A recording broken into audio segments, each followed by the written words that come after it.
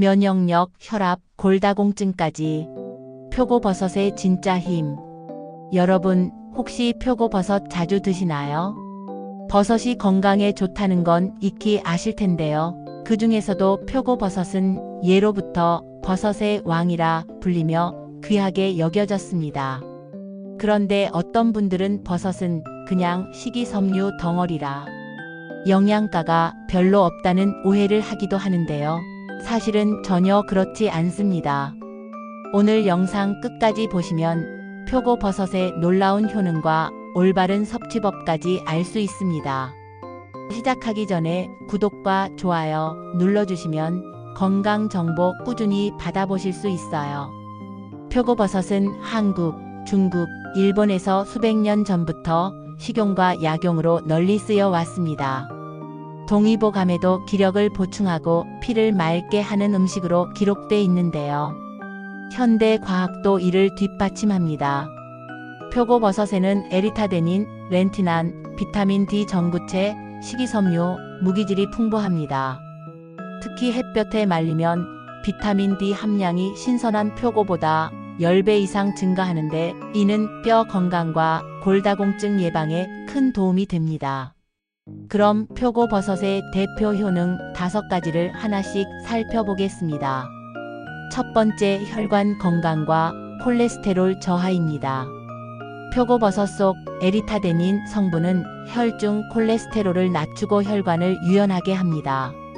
일본 교토대학 연구에서는 표고버섯을 섭취한 그룹이 혈중 콜레스테롤이 평균 25% 감소했다는 결과가 나왔습니다.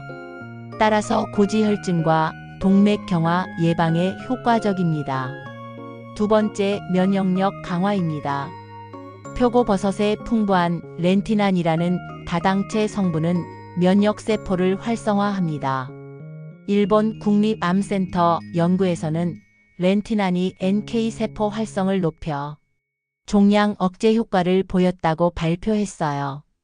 그래서 암 환자의 보조식품으로도 많이 주목받고 있습니다. 세 번째, 골다공증 예방입니다.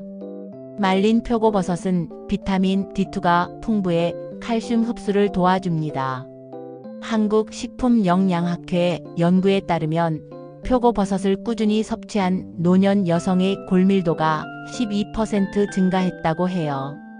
나이가 들수록 뼈 건강은 중요한데 표고버섯은 좋은 선택이 될 수 있습니다. 네 번째, 소화와 장 건강 개선입니다. 표고버섯에는 베타글루칸과 식이섬유가 풍부해 장내 유익균을 늘리고 배변 활동을 원활하게 합니다. 서울대학교 연구에서는 표고버섯 섭취 후 장내 유익균이 20% 증가했다고 밝혔습니다. 변비로 고생하거나 장 건강이 걱정되는 분들에게 특히 좋습니다. 다섯 번째, 항산화 및 노화 방지입니다.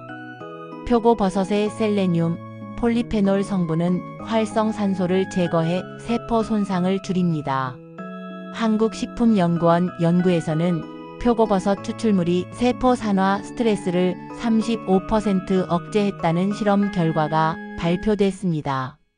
덕분에 피부 건강, 노화 예방, 암 예방에 도움을 줄 수 있습니다. 앞에서 표고버섯의 효능을 살펴봤는데요. 이번에는 표고버섯을 어떤 음식과 함께 먹으면 효과가 배가 되는지 또 피해야 할 조합을 알려드리겠습니다. 먼저 표고버섯과 최고의 궁합 음식 5가지입니다. 첫 번째는 소고기입니다. 표고버섯의 에리타데닌이 혈관을 깨끗하게 하고 소고기의 단백질과 철분이 체내 흡수될 때 더 잘 활용됩니다. 서울대 식품영양학과 연구에 따르면 소고기와 표고버섯을 함께 조리했을 때 철분 흡수율이 18% 증가했다고 합니다. 그래서 갈비찜이나 전골에 표고버섯이 꼭 들어가는 거죠. 두 번째는 두부입니다. 두부의 단백질과 칼슘은 표고버섯의 비타민 D와 만나 흡수율이 크게 높아집니다. 한국영양학회 연구에서도 두부와 표고버섯 식단을 먹은 그룹의 칼슘 흡수율이 25% 증가했다고 밝혔습니다. 대표적인 건강 밥상 조합입니다. 세 번째는 마늘입니다. 마늘의 알리신과 표고버섯의 렌티나는 면역력을 강화하고 항균 항바이러스 효과를 높입니다. 경북대 연구에서는 마늘과 표고버섯을 함께 섭취했을 때 독감 바이러스 억제 효과가 30% 향상된 것으로 나타났습니다. 네 번째는 올리브유입니다. 표고버섯의 비타민 D는 지용성이기 때문에 기름과 함께 먹을 때 흡수율이 높아집니다. 스페인 발렌시아 대학 연구에서는 올리브유로 조리한 표고버섯의 비타민 D 흡수율이 1.7배 증가했다고 해요. 볶음이나 구이로 조리할 때 특히 좋습니다. 다섯 번째는 시금치입니다.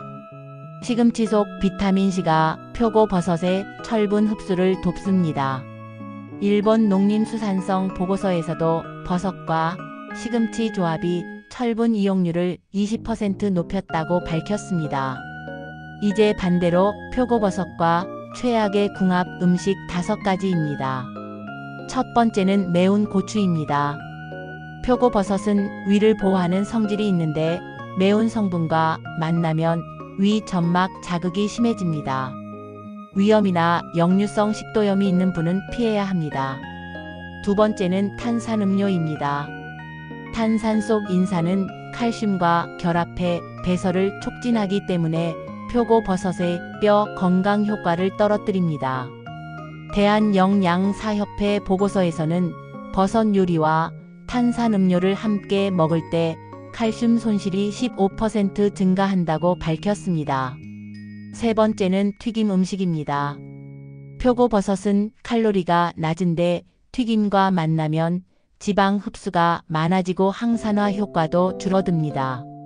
대한비만학회 조사에서는 버섯튀김을 자주 먹는 그룹이 체중 증가율이 20% 높았다고 발표했습니다. 네 번째는 과도한 소금입니다. 표고버섯의 칼륨이 나트륨을 배출해주지만 너무 짠 음식과 먹으면 효과가 반감됩니다. 고혈압 환자는 특히 주의해야 합니다. 다섯 번째는 술입니다. 알코올은 간에 부담을 주고 표고버섯의 렌티난이 가진 면역 강화 효과를 약화시킵니다. 일본 국립의학연구소 실험에서는 버섯과 술을 함께 섭취한 그룹이 면역세포 활성도가 30% 감소했다고 보고됐습니다. 이제 표고버섯을 드실 때 특히 주의가 필요한 분들 그리고 보관 섭취법을 알려드리겠습니다. 첫 번째는 고혈압 환자입니다. 표고버섯 속 칼륨은 혈압을 낮추는 데 도움을 주지만 혈압약을 복용 중인 분들이 과량 섭취하면 저혈압 증상이 올 수 있습니다. 한국영양학회 보고서에서는 하루 200지 이상 버섯을 섭취한 일부 환자에서 어지럼증이 나타났다고 해요. 따라서 하루 100지 정도만 드시는 게 적당합니다. 두 번째는 통풍 환자입니다. 표고버섯은 퓨린이 비교적 많은 편이라 요산 수치를 높일 수 있습니다. 대한류마티스학회 연구에서도 버섯을 과다 섭취한 통풍 환자들의 발작 빈도가 늘었다는 결과가 있습니다. 통풍 환자라면 과식은 피해야 합니다. 세 번째는 위장 질환자입니다. 표고버섯의 섬유질은 장 건강에는 좋지만 소화력이 약한 분들에게는 복부 팽만이나 가스를 유발할 수 있습니다. 특히 과민성 대장증후군 환자는 처음에는 소량으로 시작하는 게 좋습니다. 네 번째는 항암 치료 중인 환자입니다. 표고버섯의 렌티나는 면역을 강화하지만 일부 항암제와 함께 섭취하면 면역 과잉 반응을 일으킬 수 있습니다.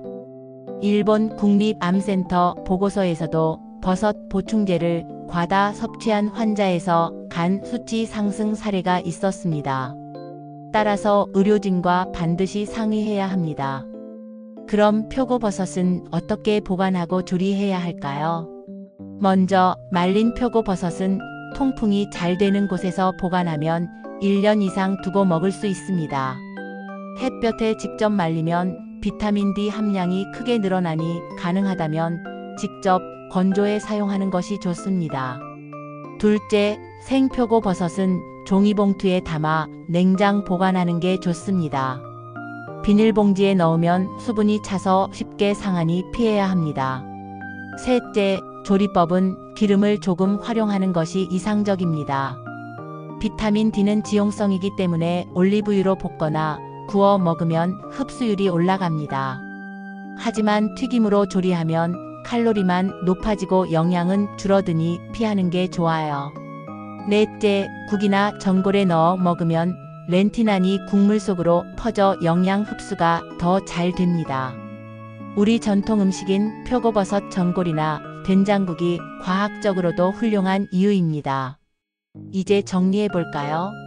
표고버섯은 혈관 건강, 면역 강화, 뼈 건강, 장 건강, 항산화까지 두루 도움을 주는 슈퍼푸드입니다. 하지만 고혈압, 통풍, 위장 질환자는 섭취량에 주의해야 하고 조리법에 따라 효과가 달라진다는 점 꼭 기억하세요. 오늘 영상이 유익하셨나요? 표고버섯은 많이 먹는다고 좋은 게 아니라 적당히 올바르게 먹을 때 약이 됩니다. 건강 정보가 도움되셨다면 구독과 좋아요, 알림 설정 꼭 눌러주시고 주변 분들께도 공유해주세요. 앞으로도 여러분의 건강을 지켜줄 유익한 이야기로 다시 찾아오겠습니다. 감사합니다.